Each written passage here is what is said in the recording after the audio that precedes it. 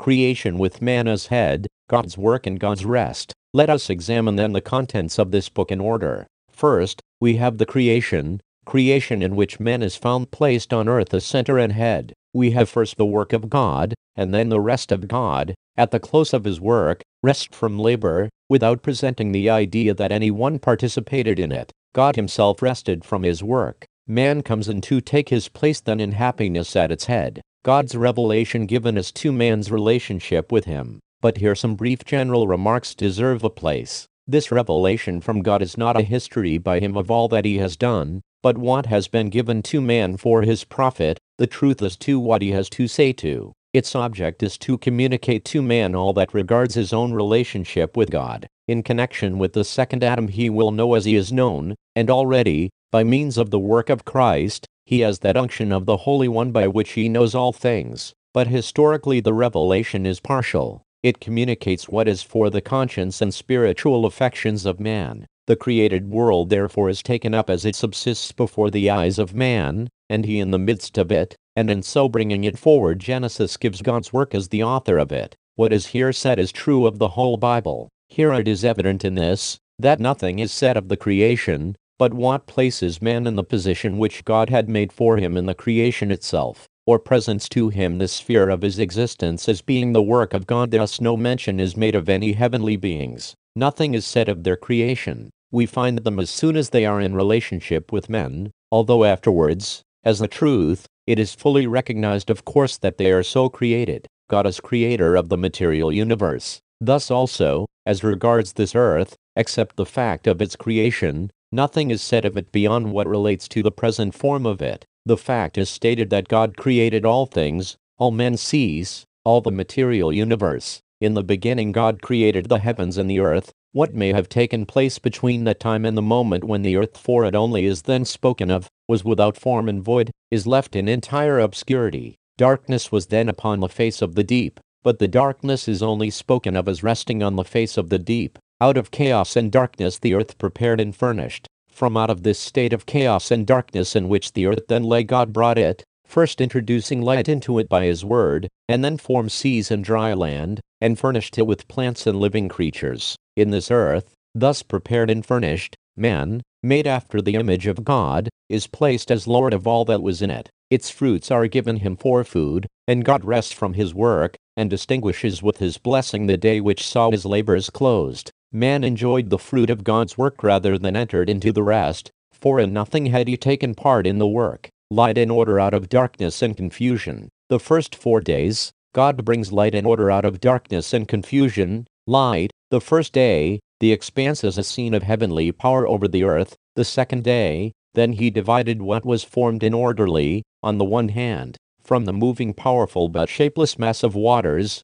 on the other, and then ornamented the ordered habitable scene with beauty and fruitfulness on the third. The symbols of directing power were set visibly in their places on the fourth. The prepared creation, proof of God's life-giving power. The scene of man's display and dominion was formed, but man was not yet there. But before he formed man, God created living energies of every kind in the seas, and earth, and air, which, instinct with life, should propagate and multiply, the proof of God's life-giving power, that to matter he could communicate living energy. And thus, not only a scene was formed, where his purposes in men should be displayed, but that existence, which man should rule so as to display his energies and rights according to the will of God, and as holding his place as vicegerent over the earth, apart and distinct from all, the center of all, the ruler of all, as interested in them as his, living in his own sphere of blessedness according to his nature, and as to others, ordering all in blessing and subjection.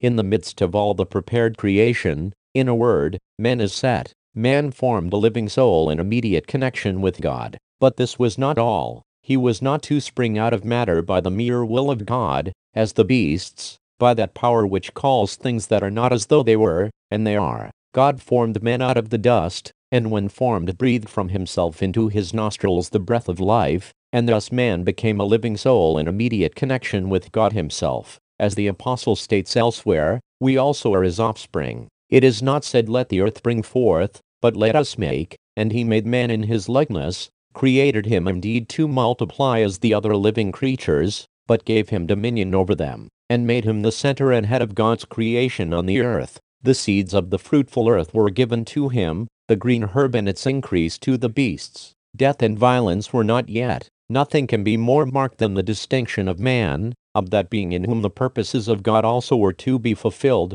His delights were with the sons of men, his good pleasure in, not merely goodwill towards, men proved by his blessed Son becoming a man. Here no doubt it is the responsible man, but the difference from all other creatures is marked as strongly as possible. The sixth day's creation finishes with the usual formula, and God saw that it was good. Chapter 1, 25. Before man is spoken of, then comes a solemn consultation to give him a special place, and the image and likeness of God are introduced by God as that after which he creates him. And it is repeated, so God created man in his own image. I must say, to make a mere animal of him is monstrous and slights this passage, the emphatic declaration of God, as an order of being. He is evidently the counterpart of the ways of God, though this be only fully accomplished in Christ according to Psalm 8, which just brings this out. Compare Romans 5:14 and Hebrews 2. Man's creation distinct from all else. We shall see, in chapter 2, another immensely important principle brought out as to man, when the question of his relationship to God is brought forward. Here his creation is a distinct one from all else. He is presented simply, apart from every other thought, as God's workmanship as a creature, the head and center of the rest, the ruler over them all. But this we may remark, while he represents God and is like him, we have nothing of righteousness and holiness here. This came in by redemption and the partaking of the divine nature. There was of course the absence of evil, and so far the likeness of God, but ignorance of it, not what God is in respect of it. It is much more here the place man holds, than his nature, though the absence of evil, and the spring of condescending affections as the center of being, must have been found there, had he not fallen. These last are more the likeness, his place more the image. He was the central authority of all things, and all things referred to him as their head. All authority and all affections were related to him as their center and head, and no sin, sorrow, or evil, or insubordinate self-seeking was there. Unfallen moral order would have been his delight, God's rest. The first 3 verses of chapter 2 belong to the first chapter. It is the rest of God, he ceasing from his own works, all very good,